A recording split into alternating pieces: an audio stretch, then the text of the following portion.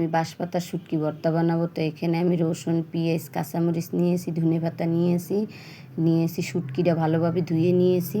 এখন আমি কড়াইয়ের ভিতরে একটু তেল দিয়ে দিছি, তেলের ভিতরে কাঁচামরিচটা দিয়ে দিছি, কাঁচামরিচটা আর রসুনটা ভালো করে একটু ভেজে নেব। তার ভিতরে আমি পেঁয়াজটা দিয়ে দেবো। পেঁয়াজটা ভালো করে ভাজা হয়ে গেলে আমি একটা বাটিতে বেড়ে নেব। এখন ওই তেলের ভিতরে আমি শুটকিটা দিয়ে দেবো। শুটকিটা ভালো মতো ভাজা হয়ে গেলে শুটকিটা আমি উঠিয়ে নেব। এখন এই ধনিয়া পাতাগুলো একটু হালকা টালা দিয়ে নেব। টালা দেওয়া হয়ে গেলে আমি ধনিয়া পাতাটা উঠিয়ে নেব। এখন আমি বাটনার সাহায্যে এটা একটু বেটে নেব। এটা আমি পাটায় বাটবো না, এটা আলতো হাতে হালকা হালকা করে বাঙ্গা দিয়ে বাটবো, যাতে এটা তাহলে খেতে খুবই মজা লাগবে। এখন আমি ধনেপাতা দিয়ে দেবো।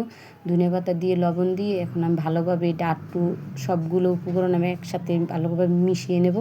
সবগুলো মিশানো হয়ে গেছে। এখন আমি একটু ধনেপাতা দিয়ে দেবো। ধনেপাতা দিয়ে আরও সবগুলা ভর্তা আমি একসাথে ভালো মতো হাতে মেখে নেব। দেখুন ভর্তাটা দেখতে কতটাই যে লোভনীয় হয়েছে, এবং এই ভর্তাটা খেতেও এত মজা। একদিন বাসায় বানিয়ে খেয়ে দেখবেন, মুখে লেগে থাকবে ভর্তাটার স্বাদ।